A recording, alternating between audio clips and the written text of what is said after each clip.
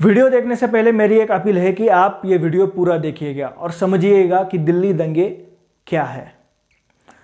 मैं आपको हाथ जोड़ के गुजारिश करता हूँ कि ये वीडियो पूरा अंत तक देखिएगा। अगर पसंद ना आए तो आप डिसलाइक का बटन ज़रूर दबा सकते हैं, लेकिन थोड़ा टाइम निकालकर ये वीडियो पूरा देखने की गुजारिश मैं आपसे करता हूँ। भारत के लोग कितने भुलक्कड़ हैं। पिछले 2 सालों में भारत में फरवरी के महीने में जो महीना पहले प्यार के महीने के तौर पर जाना जाता था, वो आज मौत के महीने के तौर पर उसे आज जाना जाना चाहिए। पिछले 2 सालों में कुछ ऐसी घटनाएं हुई है जिसकी वजह से फरवरी के महीने का जो अर्थ है वो भारतीयों के लिए, जो सच्चे राष्ट्रभक्त है, उनके लिए फरवरी के महीने का अर्थ बदल दिया। 14 फरवरी 2019 में हुए आतंकवादी हमले, 14 फरवरी 2019 में पुलवामा में हुआ आतंकवादी हमला, वो भारत के सुरक्षा बलों पर अब तक हुआ सबसे बड़ा आतंकवादी हमला था, जिसमें हमारे 44 सुरक्षा बलों ने अपनी जान गंवाई।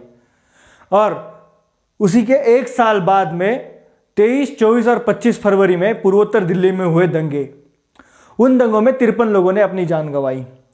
जी हाँ, कुछ याद आया? मैं उन्हीं दंगों के बारे में बात कर रहा हूँ जो दंगे कुछ खास अल्पसंख्यक समुदाय ने करवाए थे। जी हाँ, वही दिल्ली में हुए हिंदू विरोधी दंगे जो शाहीन बाग में 60 से 70 दिन से ज्यादा समय के लिए सड़क ब्लॉक करने के बाद पूर्वोत्तर दिल्ली में घटे थे। वही दंगे जिसमें एक खास अल्पसंख्यक समुदाय ने पूरी प्लानिंग करके उसको अंजाम दिया था। जी हाँ, वही दंगे जिसमें पूरे देश ने जिहादियों का और नक्सलियों का गठजोड़ देखा, अर्बन नक्सलियों का गठजोड़ देखा। और वही दंगे हैं जिसकी वजह से भारत देश को पता चला कि अर्बन नक्सल्स कैसे काम करते हैं, अर्बन नक्सल्स कौन होते हैं और अर्बन नक्सल्स को कैसे पहचानना चाहिए। आज इस घटना के 1 साल बाद भी आपको लग रहा होगा कि मैं यहां पे आकर इस सब के बारे में बात क्यों कर रहा हूं। बात करना जरूरी है दोस्तों, बात करना जरूरी है, क्योंकि वही सब घटनाएं आगे भी बहुत सी होने वाली है।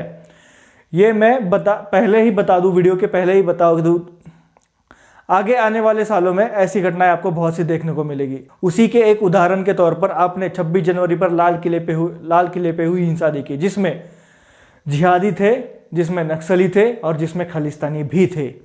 अब उनके साथ खालिस्तानी भी जुट गए हैं और भारत को नष्ट करने की, भारत को एक राष्ट्र के तौर पर नष्ट करने की उनकी साजिश में लगे हुए हैं। आज दिल्ली दंगों के 1 साल बाद इसके ऊपर बात करना अनिवार्य हो गया है, क्योंकि जो दंगे हुए थे वो साधारण दंगे नहीं थे। जैसे दंगे भारत ने पहले भी जिन दंगों का अनुभव किया है, वैसे दंगे वे नहीं थे। वो दंगे अलग थे। वो दंगे कैसे अलग थे उसके बारे में हम आगे बात करेंगे, लेकिन वो दंगे अलग थे। और ऐसे दंगों को पहचानने के लिए दिल्ली में हुए दंगों के बारे में जानना, उस दंगों को पहचानना और उस दंगों के बारे में समझना आज हमारे लिए एक सामान्य नागरिक के तौर पर, एक राष्ट्रभक्त नागरिक के तौर पर बहुत ही जरूरी बन जाता है। तो आइए जानते हैं सिटीजनशिप अमेंडमेंट एक्ट पास होने के बाद में जो घटनाएं घटी, उन सब घटनाओं के बारे में और दिल्ली हिंदू विरोधी दंगे 2020 के बारे में।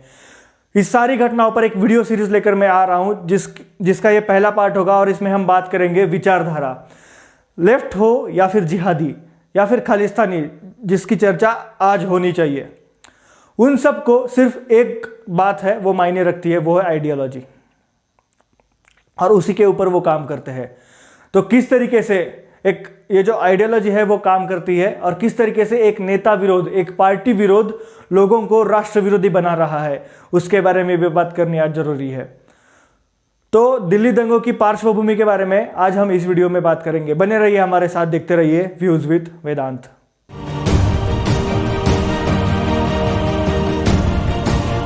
दंगों के बारे में बात करने से पहले, जो फरवरी में हुए थे उसके बारे में बात करने से पहले हमें उन दंगों का बैकग्राउंड जानना जरूरी है। उन दंगों की जो पार्श्वभूमि है वो जानना जरूरी है। जितने भी दंगों के अभ्यासक है या मीडिया पोर्टल्स है, न्यूज़ वाले हैं, वो सब दंगों के बारे में बात करने के समय दिसंबर से फरवरी तक उन घटनाओं की बात करते हैं जो घटनाएं सिटीजनशिप अमेंडमेंट एक्ट पास होने के बाद, संसद में पारित होने के बाद में घटी थी। लेकिन दिल्ली दंगे जो हुए थे, जो आंदोलन हुए थे, एक भीड़ को गलत जानकारी देकर उकसाया गया था और उस भीड़ से दंगे करवाए गए थे, वो सब घटनाएं क्यों घटी थी?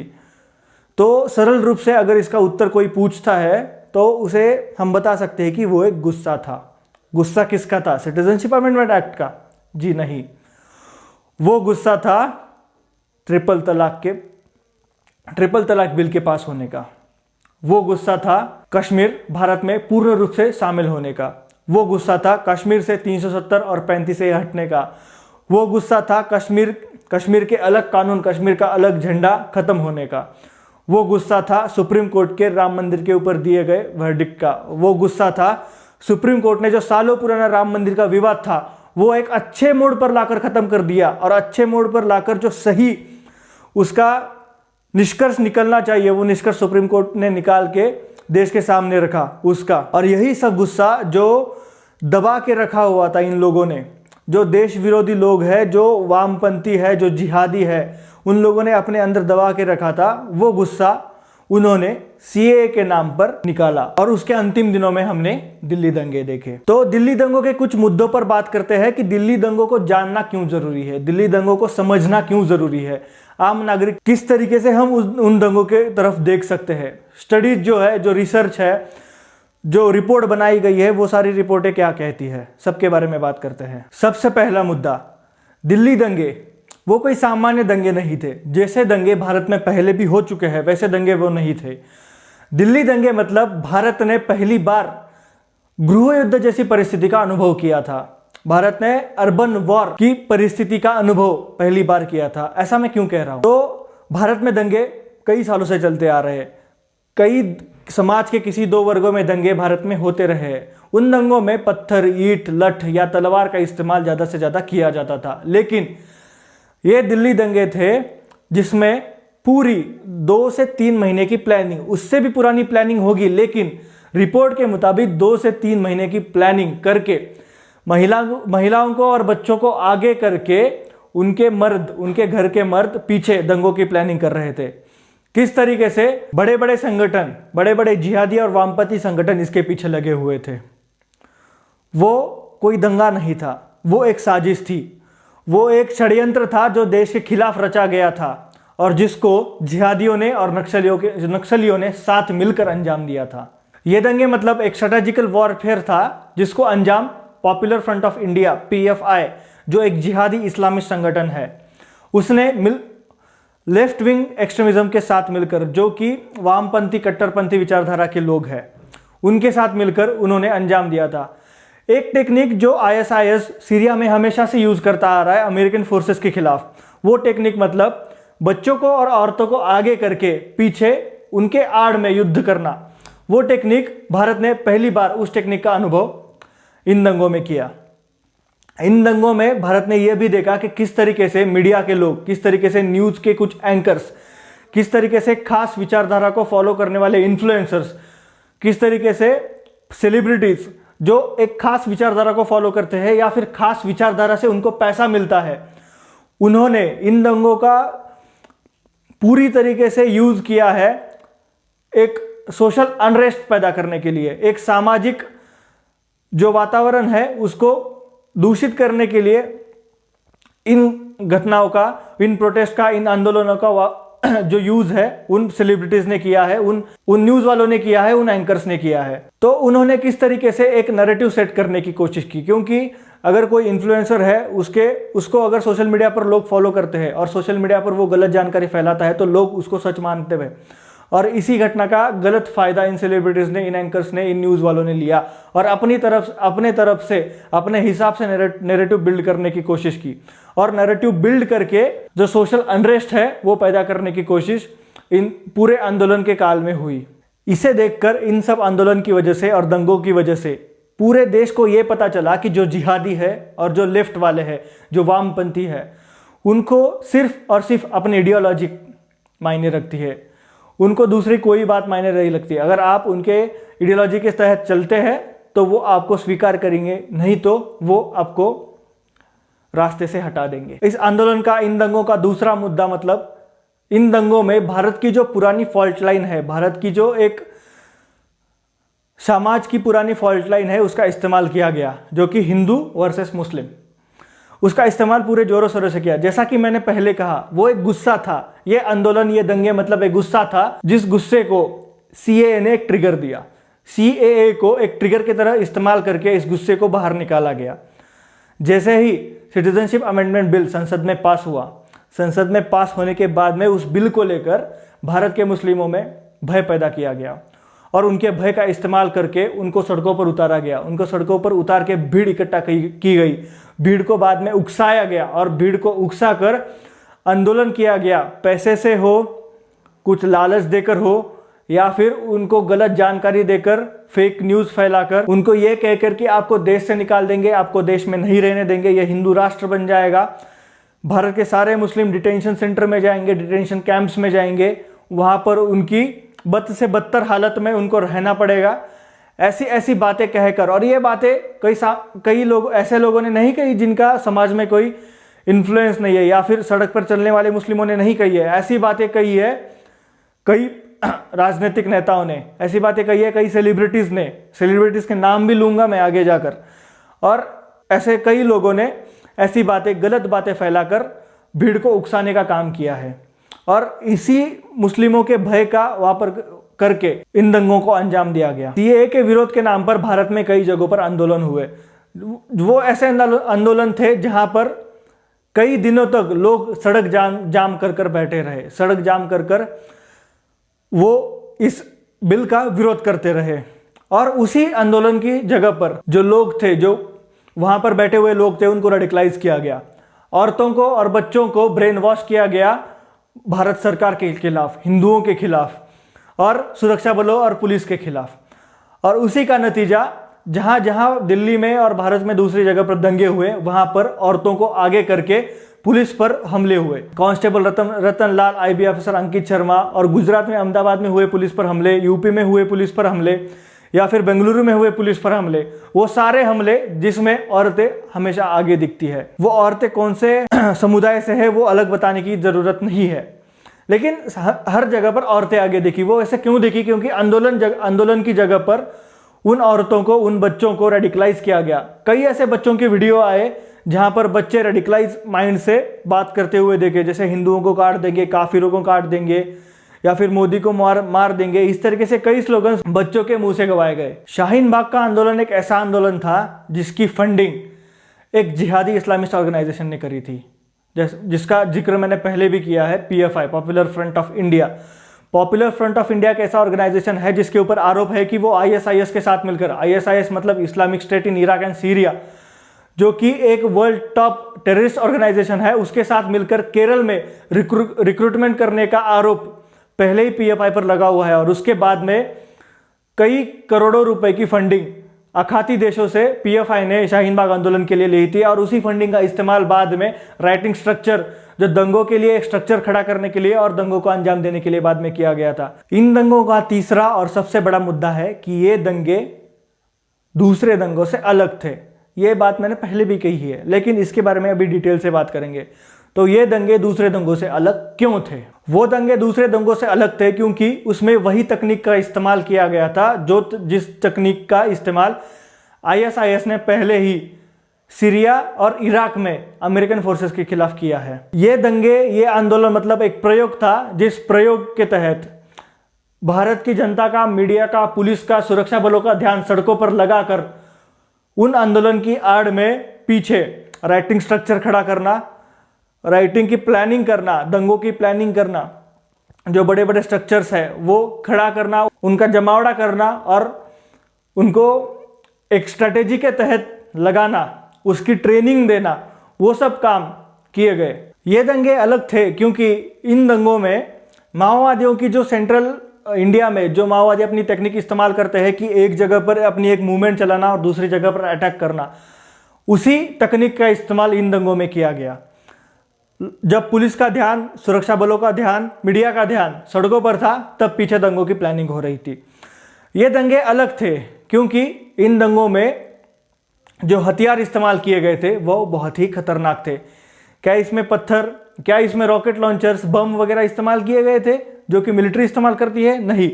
लेकिन उसी के बराबर इन दंगों में ईंटें, पत्थर को लॉन्च करने के लिए बड़ी बड़ी गुलेरें बड़े बड़े स्नाइपर्स तैनात किए गए थे ऊंची बिल्डिंगों पर हिंदुओं को निशाना बनाने के लिए, नीचे खड़े लोगों को निशाना बनाने के लिए।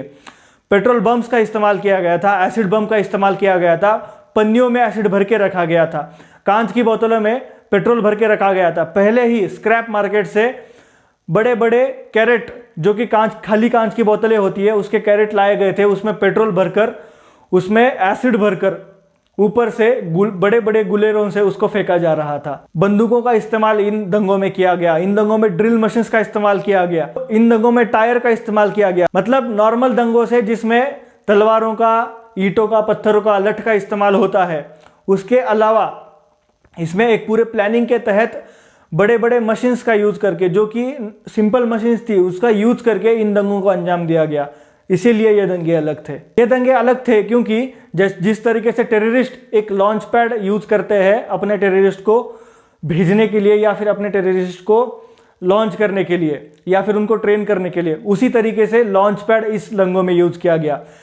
आम आदमी पार्टी का पार्षद ताहिर हुसैन, उसका घर एक लॉन्च पैड के तहत यूज किया गया। 300 से 400 आदमी उसके घर में जमे हुए थे, जिसके घर के छत के ऊपर पेट्रोल बम, एसिड बम, पत्थर, ईंटें, जो भी हाथ में आया, जो भी उन लोगों के हाथ में आया, उसका जमावड़ा उन्होंने पहले से ही करके रखा था। पूरी तैयारी उसके घर पर करके रखी थी। और आईबी अफसर अंकित शर्मा की भी डेथ, उसको भी उसी के घर पर मारा गया। पहले दंगों में पुलिस के मरने की खबर आती थी, लेकिन इंटेलिजेंस ऑफिसर को पकड़कर घर में ले जाकर आईएसआईएस के तरीके से 100 से ज्यादा बार चाकू गोंद कर मारना, यह एक बहुत बड़ी बात है, और जिसके ऊपर सुरक्षा बलों को और सुरक्षा एजेंसियों को ध्यान देना बहुत ही जरूरी है। तो सामने ये भी निकल के आ रही है कि इन दंगों के वक्त जो कि स्कूल की बड़ी बड़ी बिल्डिंगें थी उस एरिया में, उस एरिया में स्नाइपर्स तैनात किए गए थे। स्नाइपर्स तैनात करके जो लीडर्स वहां पर आते थे, या फिर जो कि हिंदू संगठन के लीडर्स थे वहां पर आने वाले थे, उनको निशाना बनाने की साजिश थी। ऐसे रिपोर्ट सामने निकल कर आ रहे हैं। इसीलिए ये दंगे अलग थे। ये दंगों का जो टाइमिंग था वो भी एक षड्यंत्र था, क्योंकि उस वक्त अमेरिका के राष्ट्रपति डोनाल्ड ट्रंप भारत आए हुए थे, भारत आने वाले थे। और उसके पहले उमर खालिद है, जो अपने आप को जेएनयू का स्टूडेंट बताता है, पहले भी भारत के आज़ादी के स्लोगन्स देने के लिए उसके ऊपर देशद्रोह का आरोप लगा हुआ है। उमर खालिद ने भड़काऊ भाषण दिया कि डोनाल्ड ट्रंप भारत आ रहे हैं और हमें सड़कों पर उतरकर उनको दिखा देना है कि भारत में किस तरीके से विरोध चल रहा है। मतलब ऐसी ऐसी घटनाएं इन दंगों के वक्त घटी है, दंगों के दौरान घटी है, जिसे कोई आम आदमी, या फिर कोई आम आदमी जिसने आज तक दंगा देखा भी नहीं है, जिसको कुछ पता भी नहीं है, वो सोच भी नहीं सकता। ऐसी ऐसी घटनाएं इन दंगों के दौरान घटी है। दंगों की जगह से जो इन्वेस्टिगेटिंग टीम थी उसने कई स्नाइपर के बुलेट्स रिकवर किए हैं, जिससे ये पता चलता है कि उस दंगों के एरिया में स्नाइपर्स भी तैनात किए गए थे। सुरक्षा एजेंसियों को इसके भी जांच करनी जरूरी है। उसके बाद में जो बड़ी बड़ी स्कूल की बिल्डिंग थी, या फिर जो ऊंची बिल्डिंग थी, उन बिल्डिंग को एज अ सप्लाई चेन के तौर पर यूज किया गया।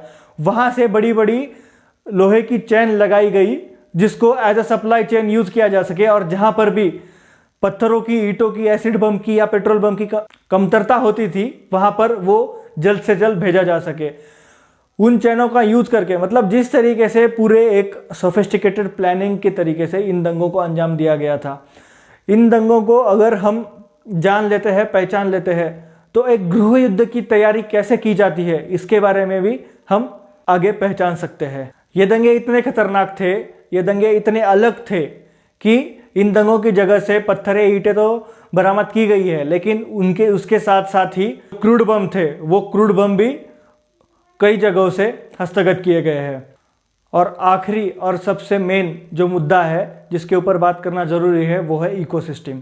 लेफ्ट और जिहादी इकोसिस्टम किस तरीके से साथ में मिलकर काम करती है, और अगर साथ में मिलकर काम करे तो वो अपनी घटना को, अपने प्लान को किस तरीके से अंजाम तक पहुंचा सकती है, इसका अनुभव देश ने दिल्ली दंगों के तौर पर किया। लेफ्ट वालों को सिर्फ अपनी आइडियोलॉजी मायने रखती है, और लेफ्ट में भारत में कई सारे सेलिब्रिटीज़ है, कई सारे लोग हैं, कई सारे इंटेलेक्चुअल्स है, मीडिया के लोग हैं, या फिर न्यूज़ एंकर्स है, कई ऐसे लेखक है, पत्रकार है, एक्टर्स है, सिंगर्स है, अनगिनत ऐसी लिस्ट है जो लोग अपने आप को लेफ्ट विंग वाला मानते हैं।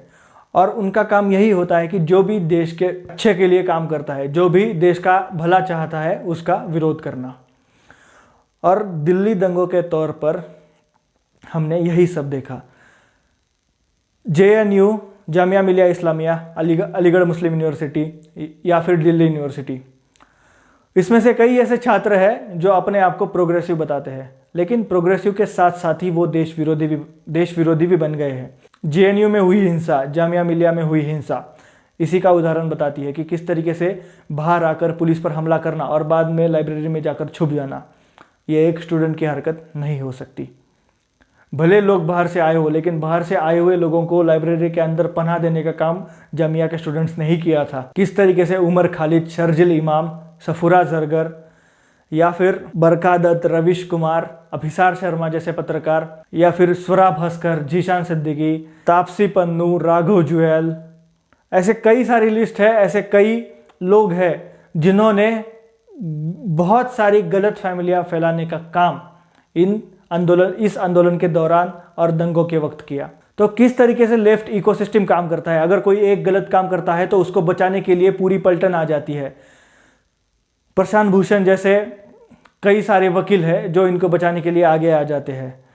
तो यही सारी इकोसिस्टम है, इसको पहचानने की ज़रूरत देश को, सरकार को और देश की जनता को है, देश की सामान्य जनता को है। किस तरीके से जिहादियों ने और लेफ्ट वालों ने, वामपंथियों ने एक साथ मिलकर अपने काम को अंजाम दिया और उसका पूरे जोर से बचाव किया, पूरे जोर से बचाव करने की कोशिश की, लेकिन बाद में सत्य बाहर आ ही गया। और आज अभी भी इन्वेस्टिगेशन तो चल रहा है, लेकिन जितने भी लोग अंदर हैं वो आप देख सकते हैं कि कौन से समुदाय के लोग हैं, किसने प्लानिंग करी थी, प्लानिंग किस लिए करी थी। और सारे आंदोलन के दौरान लगे हिंदुओं के खिलाफ नारे, वो भी इस आंदोलन की एक वजह बताती है। इस आंदोलन की एक वजह यही थी कि हिंदुओं के खिलाफ जो गुस्सा देश में भरा हुआ था, 2014 और 2019 में 2 बार एक ऐसी सत्ता आने के बाद में, जिसको लोग पहले से ही हिंदुत्ववादी मानते हैं, ऐसे आदमी की सत्ता आने के बाद में जो गुस्सा उनके अंदर था, वो गुस्सा CA के नाम पर निकला।